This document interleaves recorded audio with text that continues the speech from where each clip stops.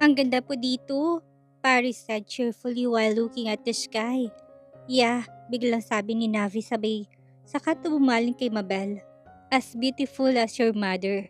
Parang ibig matunaw ni Mabel sa kinatatayuan. How can this guy be so sweet? Dinaan ni Belle sa tawa ang kilig na nadarama. May pakabolero ka pala, Navi, aniya. Hindi ako marunong mambola. Sinasabi ko lang kung ano nakikita ng mga mata ko. Ngumiti ito at tinapunan ng malakit na tingin ang dating misis. Baliw! Siniko ni Belle ang lalaki pero natawa lamang ito.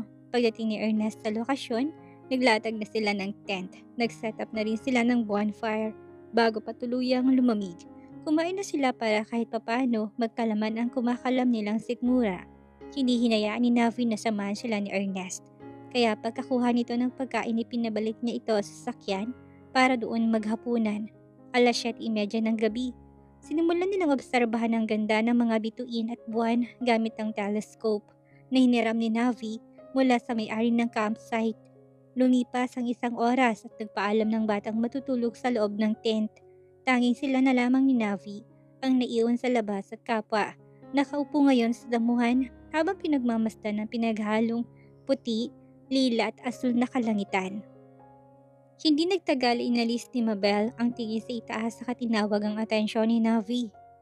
Kanina ko pa gustong itanong sa'yo ito, Navi. Panimula niya. You're being so hard on Ernest. May problema ba kayo?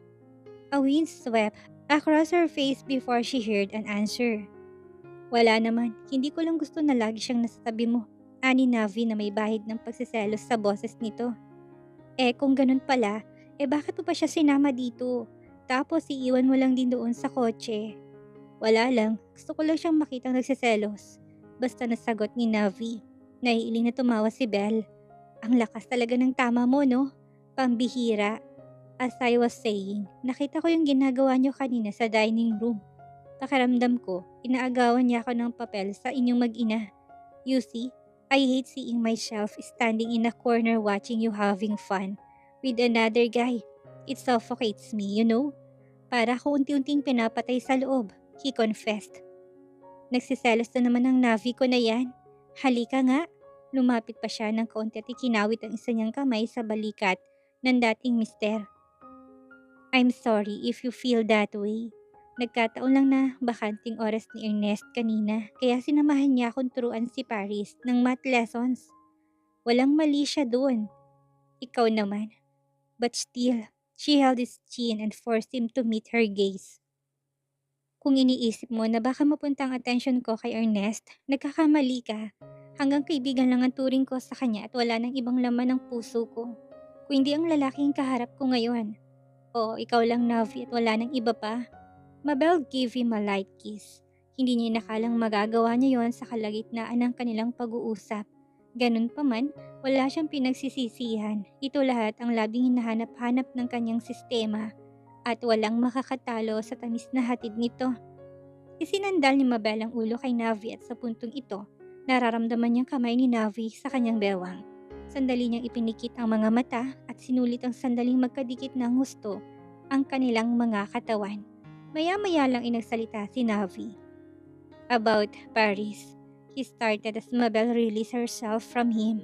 She mentioned something about her father. He died right before she was born. Does this mean that you know who that guy is? Natupok ng kaba ang dibdib ni Mabel sa tanong na yon ng lalaki. Wala siyang ideya na nabanggit pala ng anak niya kay Navi ang tungkol sa tatay nito. But more to the point, paano niya ipapaliwanag kay Navi ang katotohanan tungkol sa ama ni Paris? She remained calm as she tried to find words to explain what happened. Stuttering, she did her best to continue. I lied. The truth is, I have no idea who is or wherever he lives. I'm not even certain if he was the father of my child. Nung nagkakaisip ng anak ko, aware ako na isang araw bigla niya itatanong sa akin kung nasaan ang daddy niya. Ayoko namang paasahin pa siya, lalo pat kami na lang dalawang magkasama nung time na yon. In the end, I made a tough decision and hid the truth. Masakit, oo, pero wala akong choice dahil lahat ng taong naging parte ng buhay ko ay tinalikuran ako. Her tears arrived without warning and she was unable to shed them with her hands and let them roll down her rosy cheeks. She sobbed, Kinagat niyang ibabang labi upang pigilan ang paghagulhol. Sinuyod ng hinlalaki ni Navi ang bawat patak ng luhang patuloy na dumadanak pababa sa kanyang pisngi. Hindi ba sumagi sa isip mo na baka ako ang ama ni Paris? Tanong ni Navi. Siyempre naisip ko yon, pero hindi na kita ginambala pa. Mas pinili kong lumayo at kaharapin ang consequence ng ginawa ko noon. Isa pa, wala na akong mukhang maiharap sa'yo nung panahon na yon. Ako ang nagdala sa sitwasyon nating ito kaya kailangan kong manindigan sa sarili kong mga paa. Hinawakan niya isang kamay ni Navi. I'm sorry, Navi. Pasensya na kung sinira ko yung magagandang plano mo para sa ating dalawa. If only I could go back in time. Aayusin ko sarili ko at itatamang pagkakamali ko. Bigla siyang natawa. Silly me, there's no way I could do such a thing. It's impossible. It is, Navi said. She blinked in surprise. Maayos pa natin to as long as papayag kang tulungan kita. What do you mean? She asked. Let me prove that I'm her father. We'll take a DNA test. Walang kaabog-abog na saad ni Navi. Regardless kung ano magiging resulta, I'll be willing to help your daughter. Gusto ko lang malaman kung dugot laman ko ba ang batang yan o hindi. Wala namang magbabago kung sakali. Hindi malaman ni Mabel ang gagawin. Tatanggapin niya ba ang alok ni Navi? Well, wala naman sanang problema yan kung hindi siya nagsinungaling sa bata. Nananatili siyang walang kibot inayaang magsalita si Navi. Kung iniisip mong baka magtampo sa'yo yung bata, mangyayari lang yan kung hindi natin ipapaliwanag sa kanya ng maayos ang sitwasyon. Nandito ako para tulungan ka. Just trust me on this, okay? Kalaunan ni tumangot-tango siya. Yes, Navi. Gawin natin kung anong makakabuti para sa anak ko. She replied as Navi pulled her close in an embrace. Lumalalim na ang gabi at kumakapal ng hamog kaya nagdesisyon na silang mag-pack up ng mga gamit at umuwi na. Maingat nilang isinakay si Paris sa loob ng sasakyan at tinayaang matulog sa backseat katabi ang dalawa. Tahimik na umaandar ang sasakyan. Pagod na sumandal si Mabel sa upuan habang nakatingin sa bintana. Mula sa loob ay kita niyang mga saradong establishmentong nagdaraanan nila. Kunti na lang din ang mga sasakyan sa kalsada. Hindi gaya kanina na mistulang sardinas at halos tikit-tikit sa dami ng mga tao. Maya may naramdaman niyang ginawang pagkalabit sa kanya ni Navi kaya binalingan niya ito. Bumaba ang tingin niya sa sobrang hawak nito. Ano yan? Tanong niya. Your paycheck, I'm giving it to you. Confusion flooded her mind. Even so, she took the envelope from his hand. Ha? I don't get it. I thought I wouldn't be able to get my salary because I broke your mother's vase. Don't sweat it. I'm sure my mom will understand. I know you didn't mean to break it. Masyado lang akong nadala sa sama ng loob ko sa'yo. Kaya nakapagbitiw ako ng mga salitang hindi ko dapat sinabi. Ani Navi at halata sa mukha nitong pagsisisi sa nagawang kamalian. Navi, she mumbled his name, acting speechless. So to make it up for it, biglang nilihis ni Navi ang usapan. Maliban sa sahod mo, idinagdagan ko ng 10,000 para tulong ko na rin sa bata. Litanya ni Navi saka ito yumuko at pinagmasdan si Paris na natutulog sa kandungan ni Mabel. Naantig ang puso niya sa kabutihang ipinapakita ni Navi sa kanilang mag-ina. Higit pa ito sa inaakala niyang tulong na maaring ibigay sa kanya. Ibig niya ngang sampalin ng sarili at baka nananaginip lang siya. Ang noon na imposible ay nagkatotoo rin sa wakas. Bumalik ng dating Navi na naging parte ng buhay niya. Ang dating Navi na puno ng pagmamahalang puso. You have no idea how much it means to me. Thank you for everything, Navi. I'll never forget this. She said with a genuine smile on her face. Hindi sumagot ang lalaki kaya naisipan ni Mabel na isilid ang sobre sa bag na dala niya. Pero pinigilan siya nito at hinawakan ng kanyang kamay. Bahagyamang madilim sa loob ng sasakyan, nakuha pa rin tumingin ni Mabel sa dating mister. Do you think I'd be stupid enough to give you money without anything in return? He stated. Kinabahan siya sa biglang pagbabago ng mood ni Navi. Mukhang di nakikipagbiroan na lalaki sa kanya. What would he want this time? Maingat na dumikit si Navi sa mag-ina sabay akbay niya kay Mabel. Ha, she gasped in surprise. Ano bang ginagawa mo, Navi? Nasa loob tayo ng sasakyan. Pabulong niya sabi dito. Marinig ang mahinang tawa ni Navi bago tuluyang nilapit ang bibig nito sa mukha niya. Wala akong pakialam kung nasan tayo ngayon. I don't give a shit. Who's with us right now? Sasamantalin ko ng tulog ang anak mo at hindi ko nahintayin pang makauwi tayo. I'm going to give you the punishment you deserve. He said in a husky whisper. Ramdam niyang mainit na hininga nito na dumampi sa kanyang pisngi. Instead of getting scared, mas nanaigang pagnanais ni Mabel na parusahan ng isang Navi Reinhardt. Aminin niya man o hindi, na-miss niya ang bawat haplos at halik na ibinibigay nito sa kanya noon at hindi niya sasayangin ang pagkakataong lasapin ng katas ng pagmamahal ni Navi sa kanya. She shut her eyes and waited to feel this sharp tongue rub against her neck. Isinandal niya ang ulo sa bintana upang bigyan ng access si Navi na angkinin ng buo ang kanyang leeg. Mm, Hindi niya napigilang magpakawala ng mahinang ungol dahil sa sensasyon na ibinibigay nito. Hindi tumigil si Navi at patuloy nitong pinupupog ng halik si Mabel. "You smell delightful," he complimented while sniffing her skin. Kinagat ni Belle ang ibabang labi at nakaramdam ng panggigigil. "Ituloy mo," mahinang utos niya kay Navi na kaagad naman itong sinunod. Wala pang 5 segundo na ipagpatuloy ni Navi ang ginagawa kay Belle ay nabulabog sila sa biglang pagpreno ni Ernest. Laking pasasalamat ni Mabel na naka-seatbelt silang pareho ni Navi. Mabuti na lang din at hawak-hawak niya si Paris dahil kung hindi, baka nasubsob na ito sa unang bahagi ng sasakyan. "What the fuck, Ernest?" Galit na tinawag nitong bodyguard niya sa driver's seat. "Ano bang ginagawa mo ha? Muntik na madisgrasya itong bata," he shouted. Maliban sa sigaw ni Navi ay maririnig din ang pag-iyak ni Paris sa tila naalimpungatan dahil sa nangyari. Masuyong pinapatahan ni Mabel ang bata habang yakap-yakap ito. "I'm sorry sir." Matabang na tugon ni Ernest, halatang hindi apektado sa panenermon sa kanya ng amo. "Meet me later in the garage. We need to discuss something important. Now drive," Navi ordered. Sumunod naman si Ernest at nag-drive ulit na parang walang nangyari. Sa kabutihang palad ay hindi na naulit pang insidenteng iyon na halos ikapahamak nilang tatlo. 10:00 na nang makauwi sa mansyon sina Navi, Ernest at ang mag-ina. Pagkapark ni Ernest ng sasakyan sa garahe ay nagpasya siyang manatili na muna doon. Binuksan niyang pinto ng isa sa mga service car at may kinuha mula sa backseat. It turns out ito sa bottle of beer that hadn't been opened. Naupo siya sa gilid at gamit ang susi na hawak niya ay nabuksan niya ang bote. Kinungga niya yon na parang tubig hanggang makakalahati siya. Sa ilang minutong pagtambay niya sa garahe ay natunugan ni Ernest na tila may papalapit sa kanyang direksyon. Ibinaba niyang boteng hawak at tumayo upang harapin ang taong yon. Hindi siya nagkamali ng akala. Sumunod to sa kanilang napagkasunduan. Huminto ito sa harap niya. "Ernest," ani Navi habang nakatitig to ng diretso sa mga mata niya. "Yes, boss." Kalmado niyang sagot na para bang wala siyang ginawang pagkakamali kanina sa loob ng sasakyan. "Hindi na ako magpapatumpik-tumpik pa. Akala mo ba hindi ko nahalata ang pinagawa mo, Ernest? Simula nung pumasok niyang si Mabel sa mansyon ay nag-iba ka na.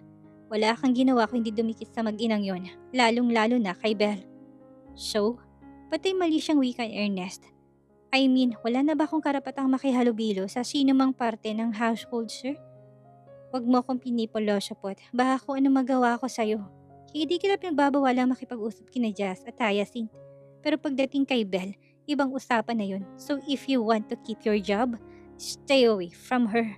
Understood?" Babala ni Navi habang nakadurong daliri nito malapit kay Ernest. Taas noong humirit ang lalaki. "Paano kung ayoko?" Nakitaan niya kaagad ng inis sa mukha si Navi na ikinatuwa naman niya. "Why? Do you like her, ha? Do you like her to the point that you hit the brake on purpose and stop us from doing our thing? Ha? Ano?" Tinulak siya nito ng malakas sa dibdib, ngunit sa halip na mapiko ni isang nakakainsultong ngiti ang sumilay sa mga labi ni Ernest. "You're right, sir. I like her a lot. At hindi ko kaya makitang babaeng mahal ko na masaya sa piling ng iba, lalong-lalo na sa isang katulad mo. Akala ko hindi ka magiging problema nung una dahil hindi kita nakikitaan ng interes sa kanya. Hindi ko inakala na isang araw darating ang kinatatakutan ko. Ang makuha mo siya sa akin at alam mo yung hindi ko matanggap. Ang malamang si Mabel palang babaeng pinakasalan mo noon." Aniya, confusion crosses features. "Bakit kung makapagsalita ka parang ang laki ng papel na ginagampanan ni Mabel sa buhay mo? Samantalang ilang buwan pa lang kayo magkakilala?" Tanong ni Navi. Naiiling na sumagot si Ernest. "Mali ka ng akala, Navi. It's been 7 years since we first met. Akala ko nga hindi na kami makikita matapos ang gabing yon, pero sadyang maswerte ako at pinaglapit pa rin kami ng tadhana." Unti-unting nabawasan ang kunot sa noo ni Navi hanggang sa mamilog ang mga mata nito sa gulat na parang may napagtanto ito sa kanyang isipan. "Teka, huwag mong sabihin." Tumango si Ernest. "Oo, Navi. Ako ang lalaking kinukwento ni Mabel na nakilala niya sa bar noon at nakasama niya sa hotel nung gabing yun. More than 7 years ago. Daig pa ni Ernest ang binuhusan ng malamig na tubig na mag-sink in sa utak niya ang mga nangyari ngayong araw. His final grade came out today and he couldn't believe that he failed most of his subjects. Kung kailan nasa ikatlong taon na siya sa kolehiyo, saka pa siya bumagsak. Tsak na madidisappoint ang kuya niya ngayong ito mismong gumagasto sa pag-aaral niya. Given that their situation is difficult when it comes to finances, he doesn't think that his brother would spend more money on his studies. Napasabunot siya sa inis. Bakit sa kanya pa nangyari to? Gusto niyang sisihin ang sarili dahil kung hindi siya nalulung sa alak, babae, at online games ay mas natutukan niya sana ang kanyang pag-aaral. Ay, ano pa nga bang magagawa niya kung hindi tanggapin ang consequences na kanyang nagawa? Matapos ang nangyaring nagpa siya sa Ernest na umuwi sa tinutuluyang boarding house. Maghapon siyang nagmukmuk doon at nilibang ang sarili sa pagsi-cellphone. Hindi niya namalayang gabi na nakaramdam na siya ng gutom kaya nagdesisyong lumabas para maghanap ng makakainan. Sa hindi kalayuan ay may nakita siyang bukas na restaurant. Nang makakain, naisipan niya namang maglakad-lakad at nadaanan niyang isang bagong tayong bar sa lugar. Tila may kung anong nagtulak sa kanya para pasukin yon. Marami na kaagad tao pagpasok niya sa loob. Pawang mga may kaya at mayayaman na nakikita niya nagsasaya at umiinom doon. Well, wala naman siyang pakialam sa mga ito. Ang gusto lang niya ay pansamantalang makalimutan ang mga problema niya sa buhay na hindi niya alam kung paano masusolusyonan. He sat in a corner and called the waiter to ask for a bottle of beer. Pagka-serve sa kanya ng inumin ay sinimulan niyang ubusin ang laman nito habang ine-enjoy ang party noise sa paligid. Nakakalahati pa lang siya nang aksidenteng dumapong tingin niya sa bar counter at dito isang napakagandang babae ang sumilo ng kanyang atensyon. She was in all black sexy outfit with expensive diamonds wrapped around her wrist. She also brushed her long, dark hair into a ponytail. Tuloy na silayan niya kung gaano kakinis ang balat nito. Wala siyang idea kung ano bang itsura nito noon pagkaharap niya pero isa lang ang sigurado siya. This woman is incredibly hot and gorgeous from head to toe. Hindi niya inaalis ang mga mata sa babae habang pinapanood ng tumungga ng iba't ibang klase ng inumin sa counter hanggang sa naisipan nitong umalis doon at pagyawang-gewang na naglakad papunta sa dance floor. Ernest didn't take the chance to lose her. Basta niyang iniwan ang hawak na beer sa mesa at tumalis sa upuan. Sinundan niya ang babae. Saksi siya kung paano nagwala ang dalaga na parang isang mabangis na tigre. Unti-unting bumaba ang mga mata niya sa magandang kurba na katawan nito. His eyes were satisfied just by how she slowly moved her waist. Napakalambot pala nitong gumalaw. Hindi na siya magtataka kung paano to kumilos sa ibabaw ng kama. Kailangan niyang maangkin ang babaeng to bago pa maagon ng iba. At nangyari na nga ang kinatatakutan niya dahil isang lalaking lumapit dito at mula sa kanyang pwesto kita niya kung paano nito hawakan ang maselang bahagi ng katawan ng babae. Umusok siya sa galit at hindi na niya makontrol pang sarili. Basta na lamang siyang sumugod doon at hinataw ng sapak ang manyakas na customer. Nakuha niyang atensyon ng mga tao doon pero wala siyang pakialam. Sa lakas ng suntok niya natumbang lalaki sa sahig pero hindi niya ito tinantanan at pinaulanan niya ito ng suntok sa muka. Naawat naman siya ng mga bouncers na kaagad rescue bago pa tuluyang masirang mukha ng walang hiyang yon. Bitbitin niyo yan palabas. Binastos ng girlfriend ko. Utos niya sa dalawang bouncers na ngayon ihawak ang lalaking nangihipo sa dalaga. Hindi niya alam kung ano pumasok sa isip niya at nasabi niya yon. Gayon pa man ang importante na pigilan niyang lalaking yun ang kininang babaeng pag-aari niya ngayong gabi. The only man she has to be with tonight is me. He thought. Kinuha niyang kamay ng babae at dinala sa madilim na parte ng dance floor. Nagpasalamat ang babae sa pagligtas niya dito at nagkaroon din siya ng pagkakataon na may pakilala ang sarili. Ayos ka lang? Usisa niya dito. Yeah, thanks for saving me. You're my hero, she said as she offered her hand to him. I'm Belle, how about you? I'm a nobody who passes by just to see the new bar in town. Aniya. Hindi sana ako magtatagal pero nang makita kita, naisip ko hindi ako alis dito hanggat hindi kita naangkin. Desperado na siya sa pagkakataong ito. He can't be rejected, not this time. Hindi siya aalis sa isang lugar nang hindi niya bitbit ang babaeng napupusuan niya. At hindi niya maaring palampasin ang babaeng to na makuha ng iba bago siya. She wrapped her arms around his shoulder. Oh, is that the reason why you saved me? Belle asked seductively. Binalot ng kanyang mga palad ang baywang ng dalaga sa kanilapit ng gusto ang sarili sa mukha nito. You caught my attention since I saw you at the bar counter. Ernest confessed. Damn, I wanna rip off your clothes tonight, babe. Nang gigigil pa niyang sabi, kagat labing sumagot si Mabel. So do I. Belle claimed his lips like an appetizer. Sumiklab ang apoy sa sistema ni Ernest nang gawin yun ng dalaga. Kung kaya't agad siyang tumugon sa mainit nitong halik na hindi maitatanging ubod ng sarap. Nalalasahan niya pang alak sa bibig ng babae, kaya lalo siyang ginanahang makipaglaro ng apoy sa dalaga. Napawi nitong mga alalahanin niya sa buhay at napalitan iyon ng kaligayang hindi niya tiyak kung kailan magtatagal. Kalaunan ni kumala si Ernest, hindi dahil ayaw niya na, kung hindi para samantalahin ang oras na ito para bitbitin ng dalaga palabas ng bar. Buhat-buhat niya ito na dinala sa hotel na katapat lang mismo nitong painuman. Aminadong binata na wala na siyang pera sa pitaka. Gayunpaman kampante siyang makaka-avail sila ng libreng kwarto sa hotel ngayong gabi. Ibinaba ni Ernest ang babae pagpasok nila sa entrance ng hotel at pagdating nila sa reception area ay inutusan niyang receptionist na tawagan ang anak na may-ari na siya ring kaibigan niya sa kolehiyo.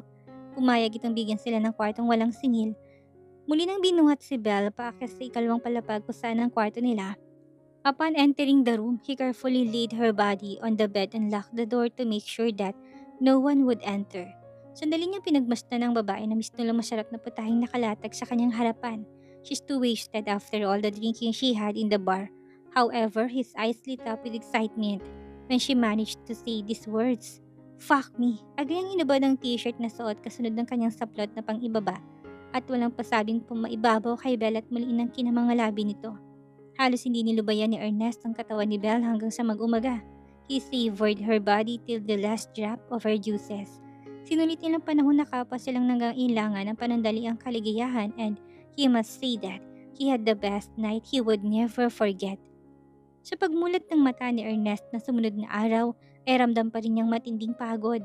Napahawak siya sa ulo pagbangon niya sa kanilingon ng hubot-hubad na babaeng nakadapa at mahimbing na natutulog sa tabi niya. Ernest didn't bother to wake up her.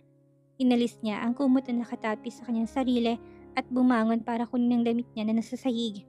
Not only his clothes were found on the floor, but her dress as well, except that it was ripped off and there's no way she could wear it again. Nang makapagbisay, sinubukang ni Ernest at tignan kung may laman ang cabinet. Luckily, he found a pair of men's clothes there. Marahil na iwan to ng dating nagstay dito. Basta niya na lang yung sinampay sa upuan at tahimik na lumabas ng hotel room. End of flashback.